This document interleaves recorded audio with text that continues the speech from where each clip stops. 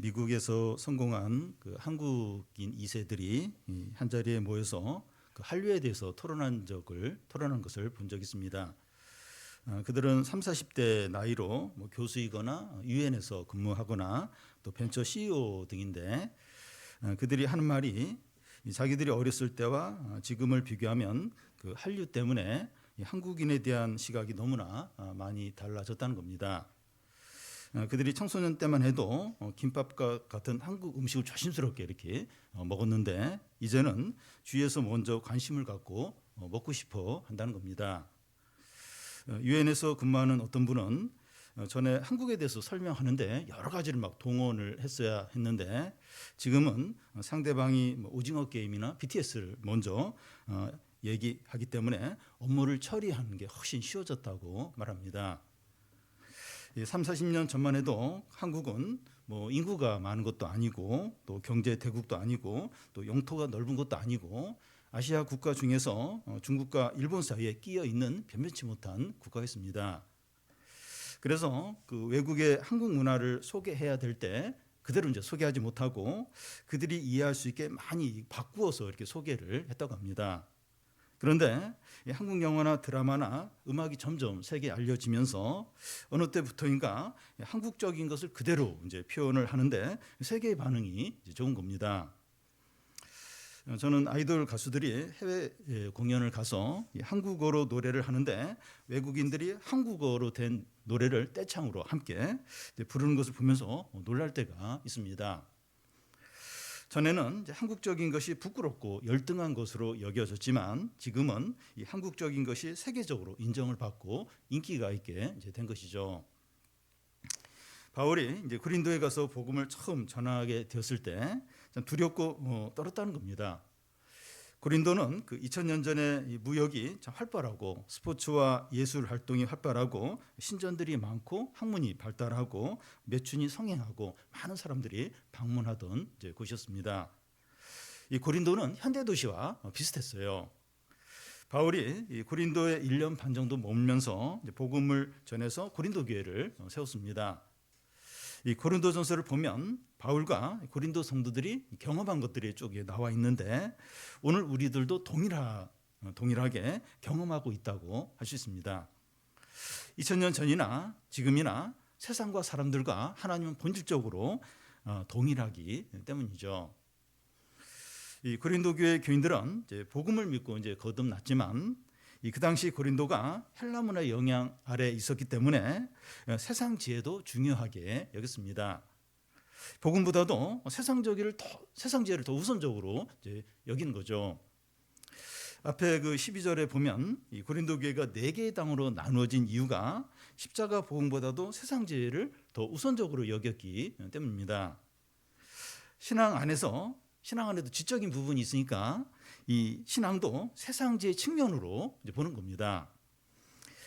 십자가 복음은 그 사람들을 하나 되게 하지만 이 세상 지혜는 사람들을 나눕니다. 왜냐하면 이 세상 지혜는 사람을 자랑하게 하기 때문입니다.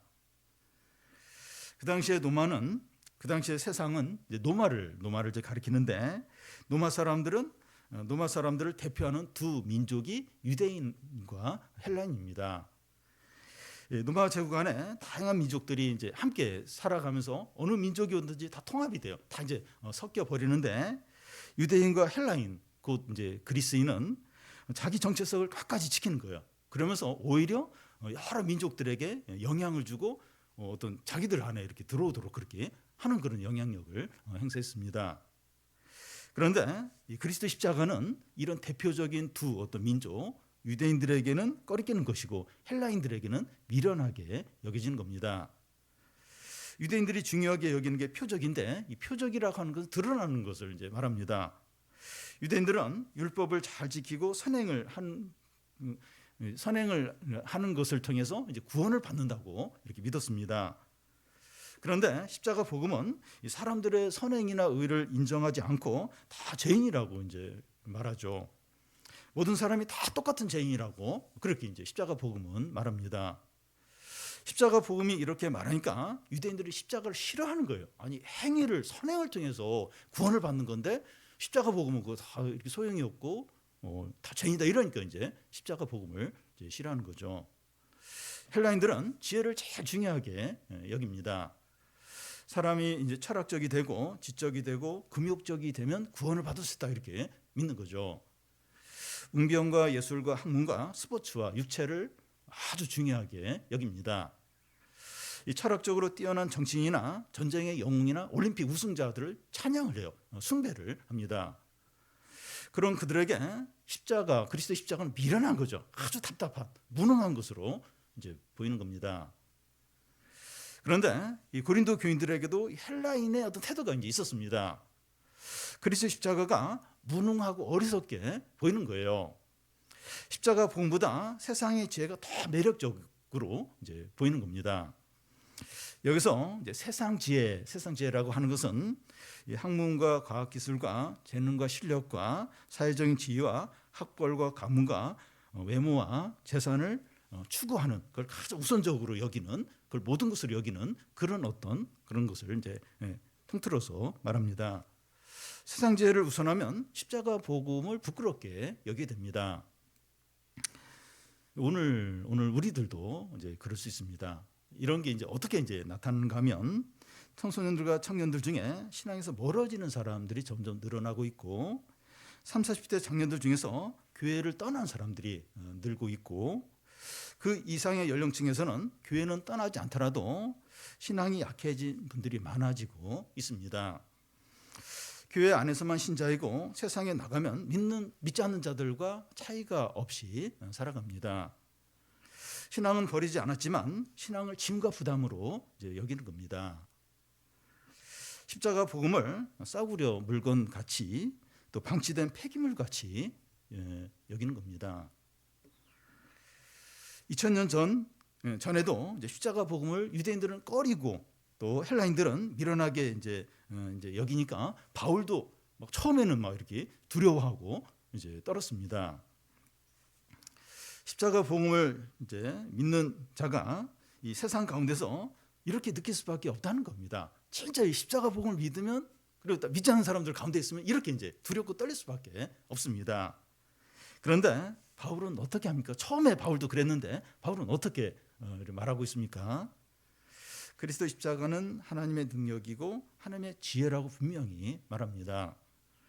하나님의 어리석음이 사람보다 지혜롭고 하나님의 약함이 사람보다 강하다는 겁니다. 나는 그리스도 십자가 외에 다른 것을 전하지 않겠다고 결심을 합니다. 우리가 사는 세상도 똑같은 세상인데 우리가 이제 이런 고백을 하고 이런 믿음의 선언을 하시기를 바랍니다. 이 시간 말씀은 이런 말씀의 실제적인 예가 고린도 교회 성도들이라는 겁니다. 26절을 우리 같이 한번 읽겠습니다. 형제들아 너희를 부르심을 보라. 육체를 따라 지혜로운 자가 많지 아니하며 능한 자가 많지 아니하며 문벌 좋은 자가 많지 아니하도다. 그 당시 고린도는 무역과 상업이 활발했기 때문에 이 사업을 하려고 하는 부자들이 많이 몰렸습니다.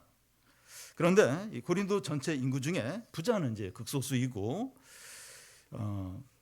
반 이상은 노예들이고 또 노예 출신 자유인들이 부자들에게 고용이 되어서 일하는 사람들이 많이 있었습니다. 오늘날도 이 도시는 이제 빈부격차가 심한데 2000년 전 고린도는 더 심했습니다. 그래서 그 당시 고린도 교회 구성원들은 부자나 또 사회적인 지위를 가진 자들이나 이런 사람들은 소수이고 대부분은 가난해요. 노예들이거나 또 노예 출신으로 자유인이 된 자들이나 여자들이 대부분이었습니다. 바울은 고린도 교인들에게 너희들이 하나님의 부르심을 받을 때 어떤 상태에 있었는지 생각해 보라고 말합니다. 지혜로운 자가 많지 않았다는 거예요. 여기서 지혜로운 자는 그 철학과 수사학을 공부한 자를 말합니다. 또 능한 자들이 많지 않았다는 거예요. 여기서 능한 자는 정치적인 권력을, 사회적인 지위를 가진 자를 가리킵니다.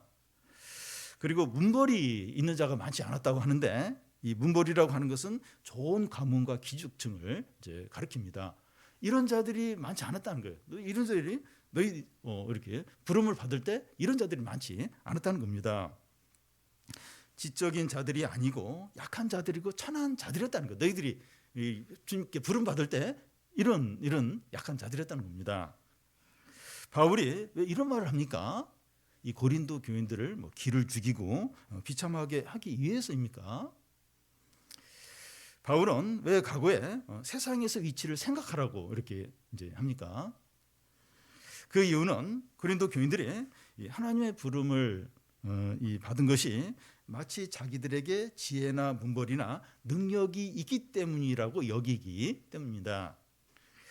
그것을 무엇으로 알고 있는가 하면 그들이 교회 안에서 4개의 당으로 나눠서 이제 다투고 있는 겁니다. 이 교인들이 나눠서 서로 다툰다고 하는 것은 세상 지혜를 우선하기 때문입니다. 자기들이 더 지혜롭고 더 능력이 있다는 거죠. 그걸 막 이제 주장을 하는 거예요. 그러면서 그게 인정이 안 되면 나뉘는 거죠. 하나님이 마치 외적인 조건으로 자기들을 부른 것처럼 서로 자랑하고 주장하면서 분열이 이제 되는 겁니다. 그래서 바울은 어쩔 수 없이 과거의 세상에서 위치가 어땠는지 말하지 않을 수 없었던 겁니다. 고린도 교인들도 처음 이제 복음을 믿고 신자가 될 때는 그렇지 않았습니다. 그런데 시간이 지나면서 십자가 복음보다는 세상의 지혜와 능력과 가문을 더 우선적으로 이제 보는 겁니다. 예수님을 믿는 것만은 충분하지 않고 세상적인 것을 잘 갖춰야 한다는 거예요.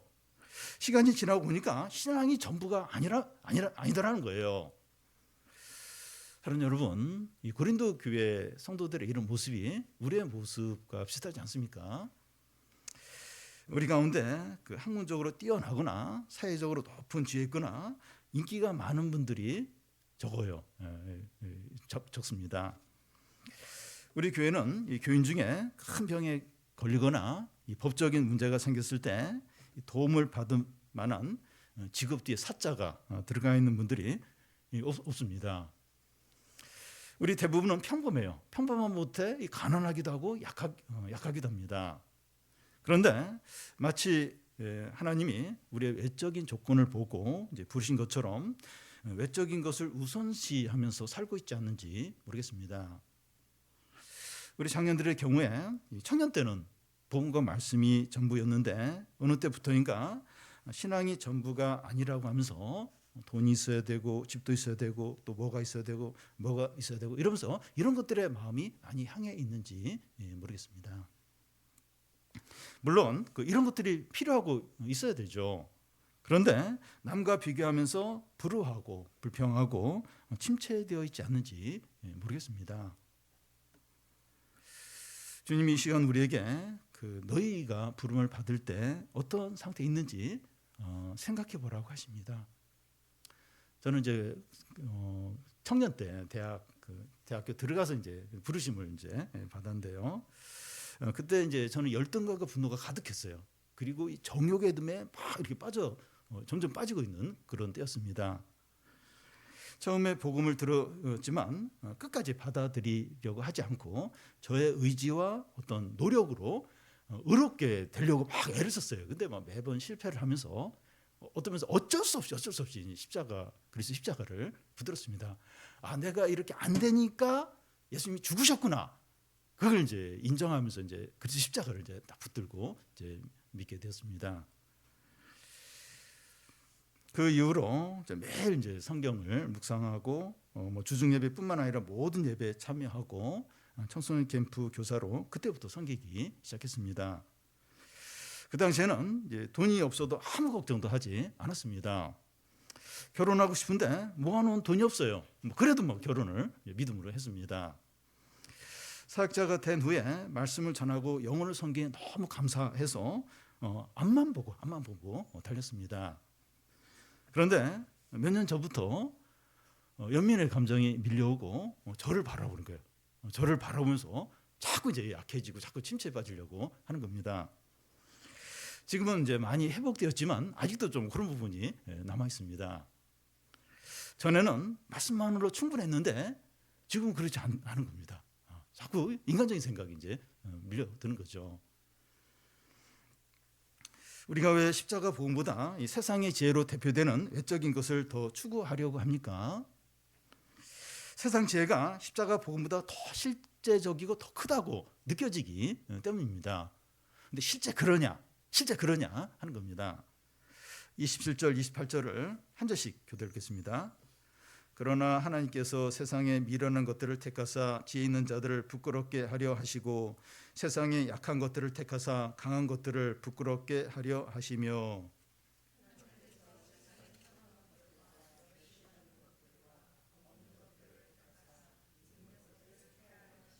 예. 이런 예들이 성경에 너무나 많습니다. 세상에 미련한 것들을 택하사 지혜 있는 자들을 부끄럽게 하시는 예는 예수님의 12 제자들이죠. 12 제자들은 갈릴리 어부 출신이고 교육을 받지 않은 자들입니다. 사도행전에 보면 베드로와 제자들의 이제 가르침을 통해서 많은 사람들이 하나님께 돌아오게 되는데 대장과 서기관들이 이제 제자들 보면서 아니 학문도 하지 않은 사람이 왜 이렇게 말을 잘해? 왜 이렇게 논리적으로 성경적으로 말을 잘해? 이러면서 깜짝 놀랍니다. 또한 다니엘 세 친구가 3년 동안 공부를 하고 이 바빌론 왕 앞에서 이 테스트를 받게 되는데 그들의 지혜가 바빌론의 모든 박사들보다 10배나 더 뛰어난 겁니다. 아니 그게 어떻게 가능합니까? 근데 그런 거예요. 하나님께서 미련한 자를 택하사 지혜로운 자를 부끄럽게 하시는 거죠. 또 세상에 약한 것들을 택하사 강한 자들을 부끄럽게 하는 예들이 사사기에 보면 농부 상갈이 소모는 막대기로 블레 사람 600명을 때려 죽게 되고 여자 선지자 드보라가 철병거 이 700대를 거느린 가나안 야빈을 이기고 가장 대표적인 예는 이 다윗이 물맷돌로 완전 무장한 골리앗을 쓰러뜨린 거죠. 하나님의 약한 것이 사람보다 강해요. 하나님의 어리석은 것이 사람보다 지혜롭습니다. 그래서 그 27절에 그러나로 시작이 됩니다. 고린도 교인들이 세상적인 입장에서 미련하고 약한 자들이지만 그러나 하나님께서 그들을 택하사 지혜로운 자들과 강한 자들을 부끄럽게 하신다는 겁니다.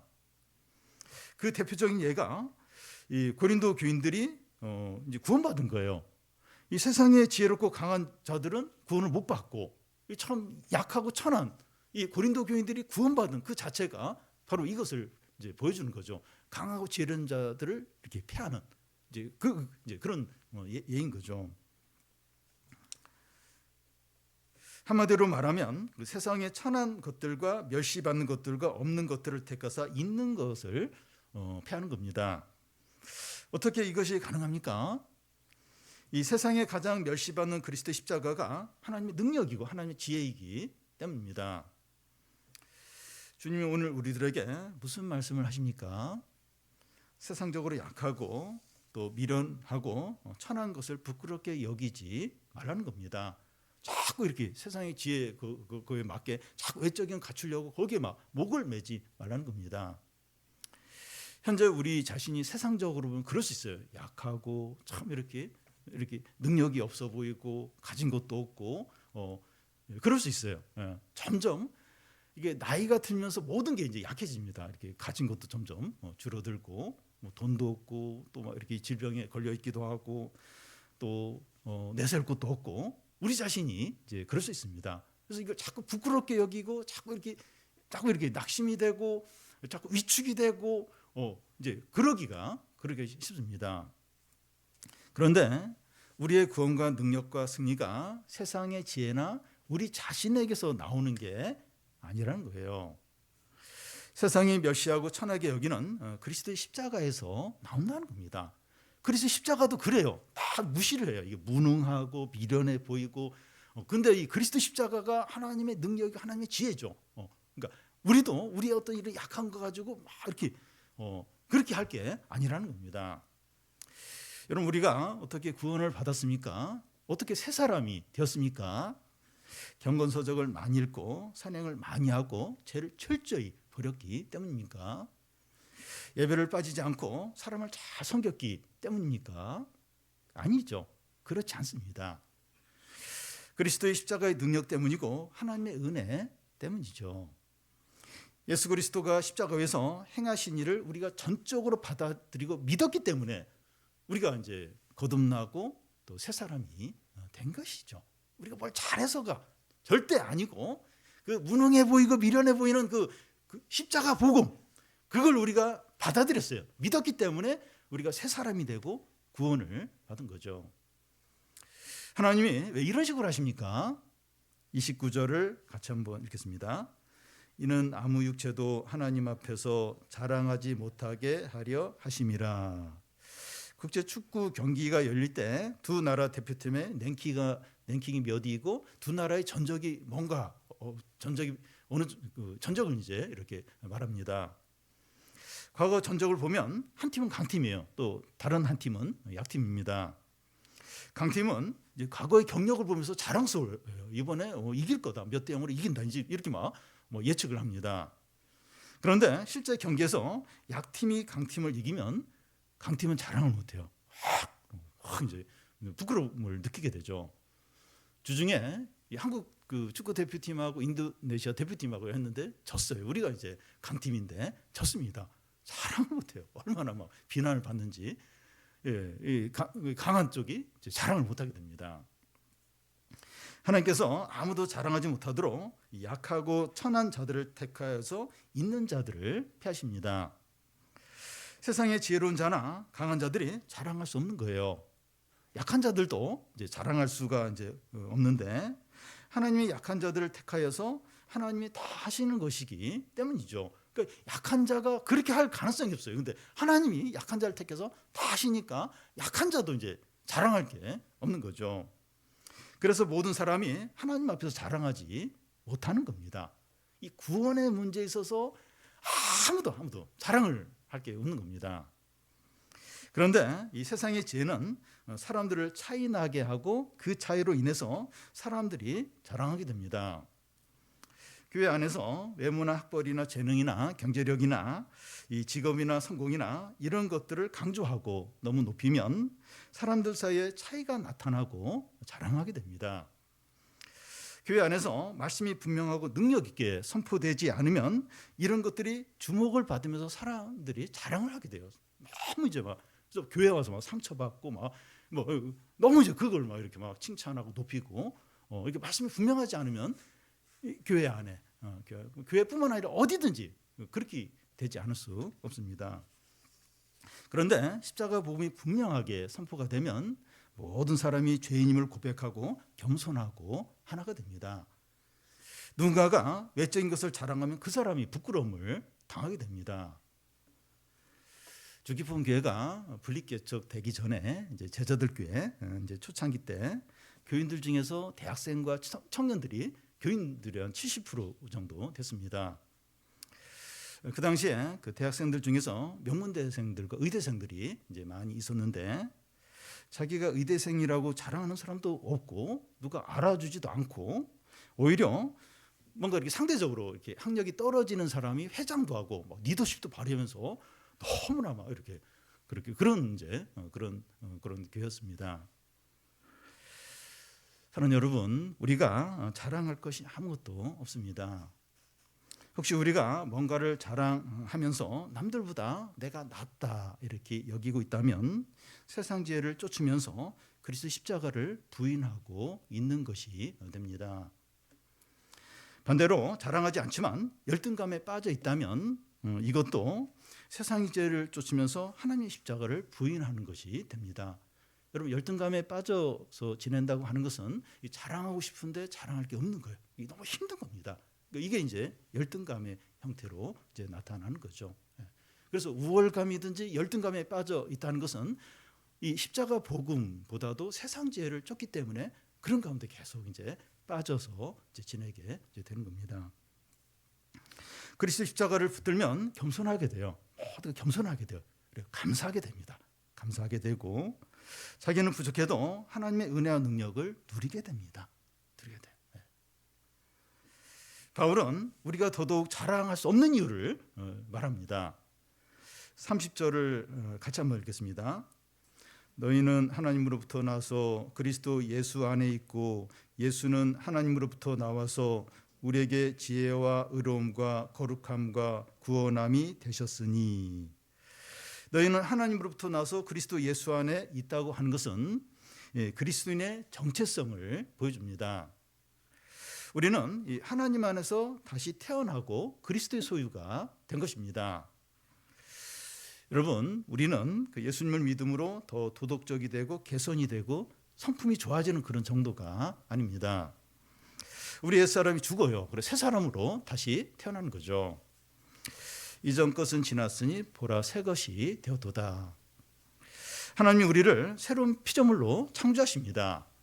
이것이 하나님이 우리를 구원하신 거죠. 이 구원한다는 의미가 하나님이 다시 재창조하는 거예요. 이전 것은 지나고 새 것으로 이게 하나님이 우리를 구원한 것의 의미입니다. 구원받은 우리에게 예수님은 지혜와 의로움과 거룩함과 구원함이 되십니다. 여기서 예수님이 우리의 지혜가 되신다고 하는 것은 인간의 지혜와 다르게 예수님이 하나님의 놀라운 구원의 방법이 되신다는 거죠. 또 예수님이 우리의 의로움이 되신다고 하는 것은 우리의 죄가 씻겨지고 하나님과 올바른 관계가 된 것을 말합니다. 또 예수님이 우리의 거룩함이 되신다고 하는 것은 우리가 하나님께 헌신된 하나님 백성이 된다는 의미입니다. 예수님이 우리의 구원함이 된다고 하는 것은 사단과 죄와 죽음에서 해방된 것을 말합니다. 이제 예수 그리스도는 우리의 지혜와 의로움과 거룩함과 구원이 됩니다. 예수 그리스도가 우리의 모든 것이죠. 우리의 모든 필요와 기쁨과 능력이 그리스도 안에 있습니다. 이제 우리는 그리스도 안에서 생활하고 일하고 사람을 만나고 쉬고 자고 하는 겁니다. 예수 그리스도 한 분만으로 충분하고 부족함이 없습니다. 이런 사람이 그리스도인이죠. 이 돈이나 건강이나 취미생활이나 친구나 TV나 스마트폰이 없어도 예수 그리스도만으로 만족하는 자가 그리스도입니다. 그래서 우리가 자랑한다면 뭘 자랑을 해야 합니까? 31절을 같이 한번 읽겠습니다. 기록된 바 자랑하는 자는 주 안에서 자랑하라 함과 같게 하려 함이라. 이 말씀은 예레미야서 9장 23절 24절을 이렇게 간단하게 요약을 해서 인용한 건데요. 예레미야서에 보면 지혜로운 자는 그의 지혜를 자랑하지 말라. 용사는 그의 용맹을 자랑하지 말라. 부자는 그의 부함을 자랑하지 말라.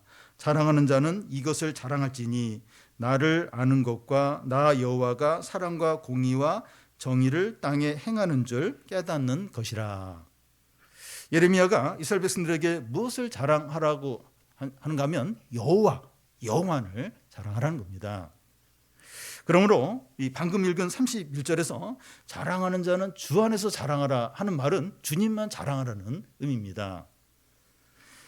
여러분, 이 세상의 지혜 곧 학문이나 재능이나 학벌이나 사회적인 지위나 성공이나 경제력이나 자기를 성취하는 것이 불필요하다는 게 아닙니다. 이런 것들은 나름대로 유익하고 필요합니다.